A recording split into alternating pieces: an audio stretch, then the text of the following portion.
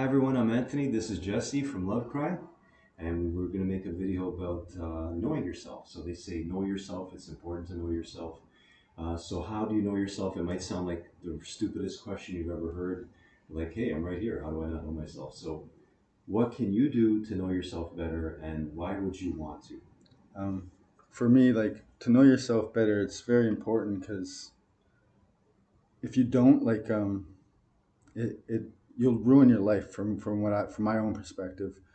So like to know yourself, it's very important. So things that I've done to get to know myself was I volunteered my time. Hmm. I participated in programs. Hmm. I Like what kind of programs? so like with LoveCry, I participated in Okay. programs where we Okay. read books on Eckhart Tolle, the a new life, a new earth. Uh, So we did books like that. We did hmm. Khalil Gibran, The Prophet. So we read stories about there and then analyze that and break down what we got from those things. So you Um, weren't just reading a book; you were discussing in a group setting, like, okay, what are we getting from this book? What does this mean to me?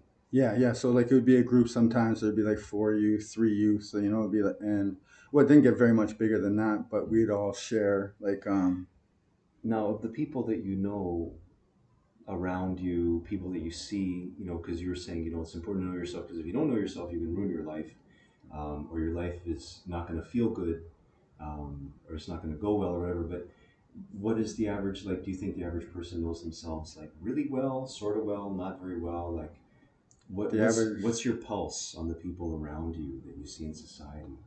For me, I would. It's a hard thing to say, but I would say most of us are unaware of who we are. We've been conditioned. If we look through history with colonization, patriarchy, we've been conditioned to think a certain way based on abuses. So, like if we did this, then we have this harm. So all these things have been ingrained in us.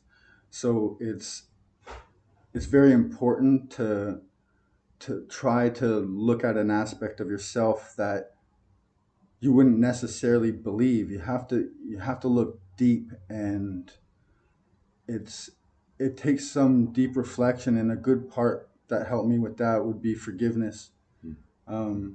So So as a tool, so you're saying that the average person probably could have huge benefits because there's a lot of room to know themselves better, yeah, like the average person. So there's not that many people that really know themselves. yeah, like so I was gonna say like they know who they are in a context of like society and functioning day to day, but their soul, their happiness.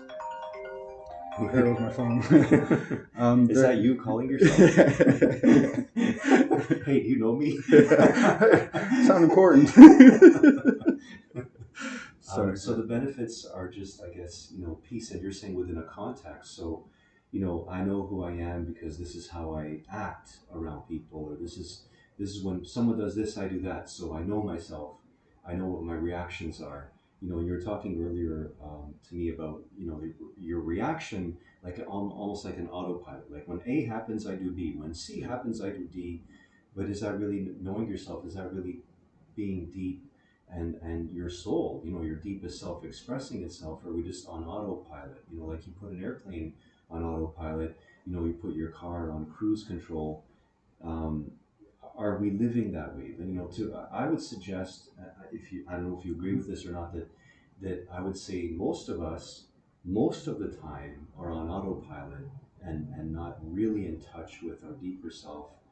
And to me, what about asking yourself questions? Which also sounds dumb. Like who asked them? Like if you ask a question to someone else, that's normal. But if you talk to yourself, that's not normal, right? But what about asking yourself questions, like in a quiet environment, or you get a quiet space, and just ask yourself a question, see what comes up. Those are good ideas, and they're good to do reflection that way, but also to have guidance. So like you could do this on your own, but then also to have like maybe a therapist, a counselor, a mentor, someone you look up to that you could discuss what your findings are or what you're thinking from your process.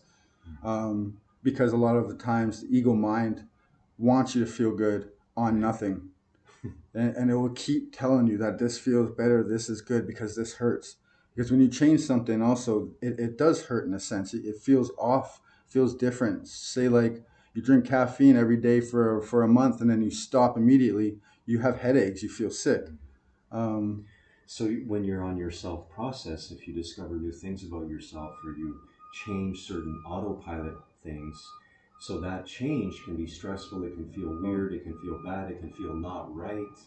You want to go back to the familiar rut and groove, it's one of the right? probably one of the hardest things to do. Like I was watching something today too. Herbalists summit, and they were talking about that as well. I lost my point. Oh, about like when something feels bad or different, like it's different, so it feels bad. Like so, you uncover new information about yourself, and it feels weird because it's new, it's different. Yeah, and then she was saying something to where like it was harder to change the habitual thinking, so they could change their diet. Ah, And then by changing their diet, they're kind of in a way changing their thinking because they're focused on a different way of eating. So that ah. has to be a different way of thinking. So it kind of connects to both and makes one a little easier and can catalyst the other to working on your thinking mind. You took the word out of my mouth because I was thinking that's a catalyst. So you're changing something here, and it's going to change something there. So you're changing your connection to your heart, or your connection with your thoughts, or your connection with you, by changing something physically, whether that's your diet or even a totally new activity, right? Like a Yeah, new type yeah, of exactly. activity. So exercise is good, but there's like a million different exercises you could do. I was reading about one guy that just didn't want to exercise, but his new neighbor was a boxer, and his new neighbor said, "Hey, why don't you come to my boxing gym?" And he just loved it, so he would go into the boxing gym. So there's all different kinds of activities you can do, and like you said, it can be a catalyst. We change something here, it can change something inside. And then they could also be used as a way to hold us back too. So we could go do this and say, "Oh, it feels better, it feels better, it feels better," but never see the change. Never like it feels better to work out, but that doesn't mean that it's changed how you're thinking or how you're feeling. It just feels good to work out. Ah, So you'll go away, you'll do your day, and then you'll come back and work out, and then like you're relieving that stress in a sense, but it's constantly coming back mm. because you're not relieving the thoughts. So yes, to go find something that is beneficial, yeah, but also finding something like that is having like a healing effect, like a conscious healing effect. Because those things are entertaining. Yeah, it's fun to go play hockey. It's fun to like do yoga. It's fun to go to these things. So yeah, But it's like how you're using it and your intention, I guess, as well. yes, And yeah, when we were discussing this topic, you also mentioned yoga and breathing, right? So breathing and yoga in order to try to remove blocks because we have blocks where we don't. Oh, I'm not going to look at that. Oh, no, I don't want to see that. So yeah. um, And then the yoga, for me, it really helps the movement of the energy because the more things that we block off in our head, don't feel, don't experience, it causes a block somewhere in our body, which eventually will lead to disease. So that's why I think it's important for yoga, not just this stretching, not just going to a studio, but actual yoga with your mind mm, and the stretching, because when you work on your mind and you're stretching, you're creating pathways. You're allowing the energy to flow in ways that it couldn't flow before, and when you're releasing those thoughts and releasing the energy, it's having a double effect on your healing, and it's very impactful. so you have that intention within you, like you're doing yoga, but like I want to remove blocks in my mind. I want to remove blocks to knowing myself, right? Not necessarily, yeah, I guess not necessarily remove blocks, but understand them, I guess, like in a Okay, sense, okay, right. because Which is part of knowing yourself. So yeah. you get to know your blocks. You see your blocks. Yeah, and then you could work with them, and then you could kindly move them to places to where they're helpful, Mm. because all these things are helpful. They're to protect you, but now they're being used in ways that are not protective. So they're put in place because you're trying to protect something about yourself. So you have these blocks, Yeah, and so they're there for a good reason, but then it becomes a bad thing when it's stifling you from knowing yourself. And it's sort of like, I'm protecting myself with this wall, and oh, now I'm stuck behind a wall, right? So yeah, the wall is protecting me, but it's also making me stuck. So getting to know that block and honoring where it came from, because accepting. yeah, because sometimes those walls are there for years. Oh, decades, Yeah, man, you centuries. know, and that's the thing is that sometimes makes it really daunting, because it's like whoa, it's like how do we get there, and it's just the easiest thing that I've learned too, even with Jack Cornfield and stuff, is is that one step at a time. If you focus on the end goal, you're always going to feel defeated. Mm. But if you focus on that little goal, that it's you, It's doable. yeah, and Yeah. you kind of feel kind of relief. You build confidence in yourself. You kind of feel more secure with who you are, and then now yourself will even listen to you more. Mm. Because you're kind of building that relationship with self. It's kind of like when you have a friend or an acquaintance you meet on the street, like you're not sharing of yourself. You have to get to know the person, like before you even like care to unleash that. So, Right. Now, forgiveness, you were saying, is a huge part of getting to know yourself, and I think you and I were both saying it's such a huge topic that we can make a separate video about forgiveness.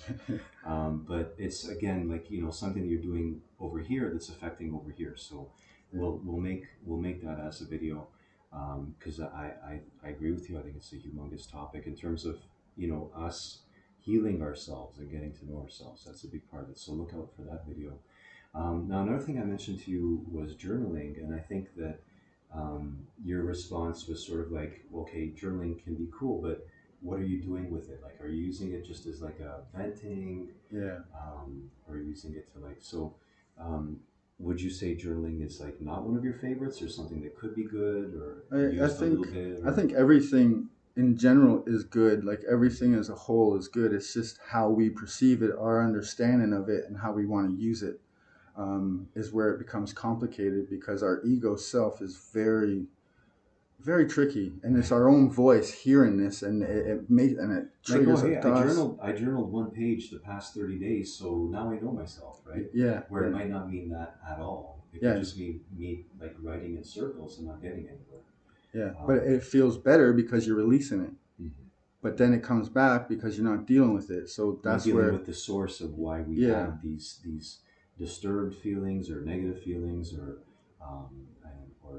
dislocated feeling. Like some people just say I feel dislocated from myself, or I feel dislocated from my life, or I feel absent. I'm just walking through my life. So they're feeling like they're on autopilot, but they don't know what to do about it. So journaling, I guess, can be a part. Like it can just be a part of your process. There's different tools you can use at yeah, different yeah. times. Journaling is a great thing. Like writing, all these things are great. They've helped me in many ways because you learn to express yourself. You learn to say it differently. Like you learn a lot of things from doing it. It's just that our ego self, we need to be aware of this in all these aspects of things because it's always there. Right. And if you're not aware, it will trick you. And the It, ego wants us to feel like we're better than we really yeah, are. yes, We're yes, healed now. Oh, I've done X, Y, Z, so now I'm healed. yeah. Right? We don't have to do any more work on ourselves. And I mean, I think you're a person, one of the very few I know that's done so much work on themselves.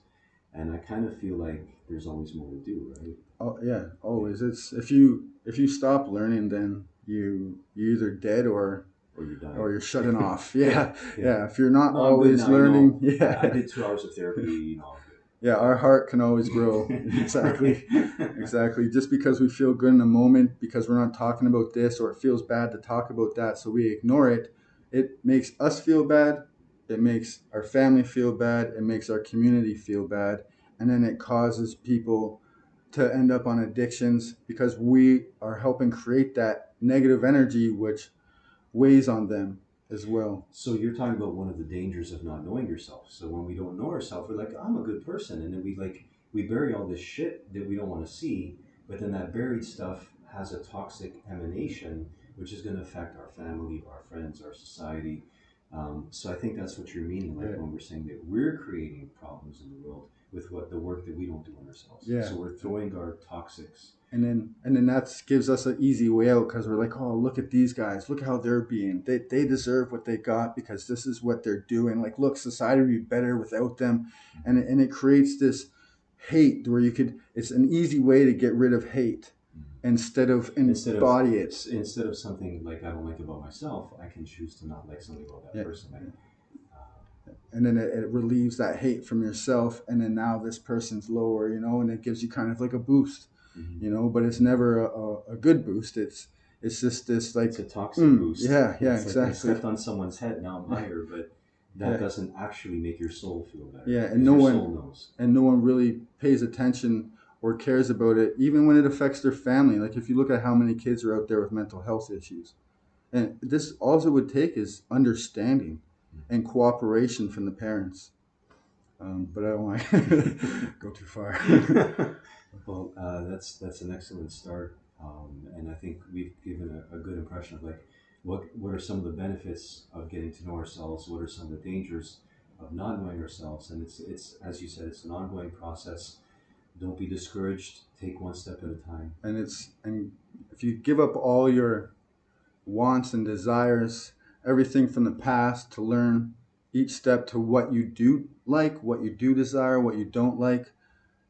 It's a hard process in a society that wants you to keep moving forward, keep going forward. Act as if you do know yourself, Yeah, even when you exactly, don't. exactly. Because then you're crazy, Right. But then look at society, and then the kids on mental health. Like I was saying, it's growing. It's not getting better. I thought we were more intelligent. We Right. even have mental health day. Yeah, It's, yeah.